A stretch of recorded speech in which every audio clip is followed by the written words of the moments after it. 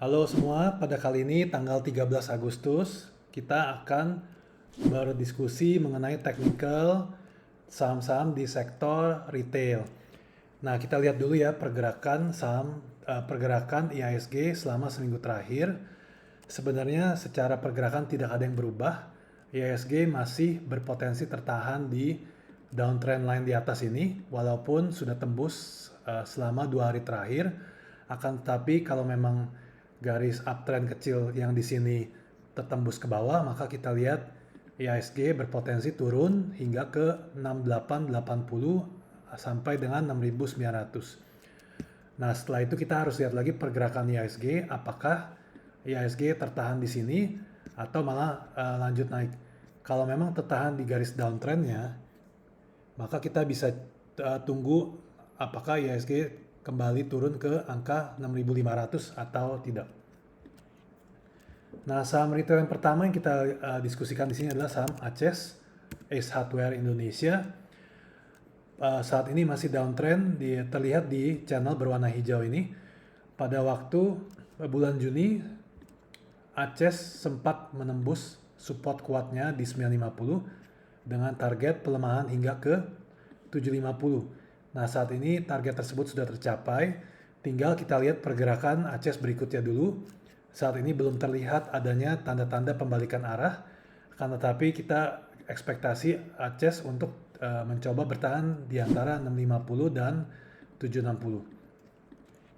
Berikutnya adalah saham RALS, Ramayana Lestari. Sudah sempat jebol dari support kuat 600, jadi kita tunggu dulu pembalikan arahnya. Selama masih berada di bawah 600, amat sangat riskan untuk membeli saham RALS. Walaupun kalau kita lihat laporan keuangannya di kuartal 2 kemarin terlihat masih sangat bagus. Berikutnya adalah saham MAPI, Mitra Adi Perkasa. Kita tarik garis lurus dulu ke belakang. Sebenarnya 950 adalah resistance yang sangat kuat. Jadi pada waktu itu hanya tersentuh sedikit di Desember 2020 sebelum akhirnya turun kembali. Nah, saat ini MAPI ini mencoba berkonsolidasi di antara level 950 dan 1050. Jadi kalau memang bisa berkonsolidasi agak lama, selama mungkin 2-3 bulan, maka kita bisa lihat MAPI ketika dia menembus level 1050-nya. Lalu berikutnya adalah MAPA. Ini juga mirip-mirip dengan MAPI. Pada jangka menengahnya terlihat membentuk pola cup with handle. Kita sedang menunggu penutupan di atas 3.300. Jadi pada satu minggu terakhir sempat mencoba naik di atas, tapi kembali turun. Saat ini kita harus melihat pergerakan di antara kotak ini. Walaupun di posisi trading kita mencoba memasang stop loss di sini, akan tetapi secara umum MAPA masih positif kalau memang bisa bertahan di atas 2.750-nya. Jadi kalau memang diberi kesempatan ke sana, kita bisa membeli balik lalu naik seperti ini. Kalau turun dari kotak merah ini, maka tidak terlalu baik lagi untuk MAPA. Nah, kalau bisa ditutup di atas 3.300, maka kita lihat penguatan selanjutnya hingga ke angka 4.400. Lalu berikutnya adalah saham LPPF. Ini yang sangat menarik karena kita gambar garis ini adalah support yang terlihat di weekly-nya juga, adalah support yang sangat penting di 4.400. Nah, ini 4.400 adalah level yang sangat penting. Pada waktu itu LPPF masih berada di 11.000-nya. Nah, saat ini LPPF memang bergerak turun untuk di dekat support 4.400 ini. Kita harus melihat apakah LPPF bisa tembus dari downtrendnya. Kalau bisa, ada kemungkinan kita mencoba membeli dengan stop loss di bawah support kuat. Saat ini mungkin ada doji kecil di bawah 4150. Nah, kita lihat juga di level mingguan untuk LPPF.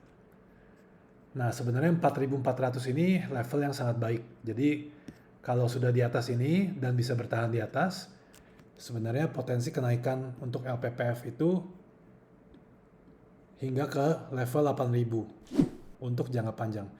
Jadi setelah berhasil menembus resistance 4.400, ini hal yang sangat baik untuk LPPF. Lalu berikutnya adalah AMRT. Ini adalah Alfamart, sumber Alvaria Trijaya. Saat ini polanya sangat sulit terdeteksi, jadi memang secara uptrend sudah tertembus. Kita untuk jangka pendeknya melihat di level 1780 hingga 1800. Apakah level support ini bisa bertahan atau tidak? Kalau tidak bisa bertahan, maka ada potensi pelemahan untuk AMRT. Kita bisa gambarkan di sini untuk estimasi hingga ke level 1500. Lalu berikutnya adalah saham Era Jaya, Era. Nah, Era Jaya ini masih berada dalam downtrend sejak November 2021. Ada kemungkinan adanya konsolidasi untuk Era Jaya diakumulasi antara 485 sampai 540. Jadi kalau memang naik ke 540 dan turun kembali, maka itu merupakan titik yang baik untuk mulai mengakumulasi Era. Akan tetapi harus di stop loss kalau memang dia turun di bawah level tersebut. 485 kita bisa lihat juga sebelumnya ini merupakan level support yang terjadi di sini. Jadi kalau memang bisa bertahan, ini hal yang sangat baik. Lalu berikutnya adalah saham MPPA, Matahari Putra Prima.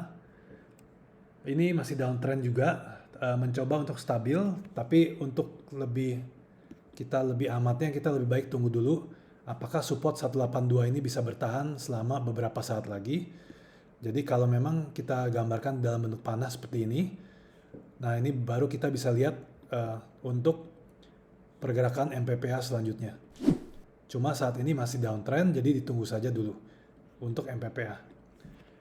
Nah yang terakhir ini adalah saham Bukalapak.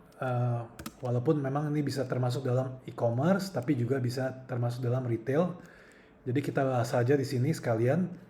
Sejak IPO, sebenarnya dari angka 900-an, Bukalapak selalu berada dalam downtrend. Kita bisa lihat dari channel berwarna hijau ini selalu nurut di bawah sini. Akan tetapi kita bisa lihat di bawah ini sejak bulan Mei, sebenarnya Bukalapak sudah menembus downtrend warna hijau ini dan saat ini membentuk pola inverse shoulder ya dengan penguatan hingga ke 280 di garis warna kuning 380 385. Jadi untuk pergerakan IHSG, untuk pergerakan Bukalapak, kalau memang dia tertahan di 380, kita harus cermati lagi level 300-an. Jadi kalau bisa bertahan di atas 300, ada kemungkinan Bukalapak membentuk pergerakan seperti ini. Nah kalau seperti itu, ini hal yang sangat baik karena dengan pembentukan pola inverse head shoulder-nya, maka target penguatan Bukalapak hingga ke 520. Di sini juga ada resistance jangka pendek di 520. Nah jadi kalau dari harga 330 itu lumayan banget ya kalau memang bisa ke 520. Cuma perjalanan tersebut kita lihat masih lumayan panjang. Jadi sebaiknya jangan terlalu berharap ke arah sana. Kita lihat jangka pendeknya. Selama berada di atas 300, ini hal yang positif untuk Bukalapak. Tapi kalau berada di bawah 300, kita tunggu dulu, kita stop loss. Mungkin kita bisa beli lagi ketika turun ke bawah dengan volume rendah ke angka 250. Sekian update untuk saham-saham di sektor retail kali ini. Terima kasih, semoga bermanfaat.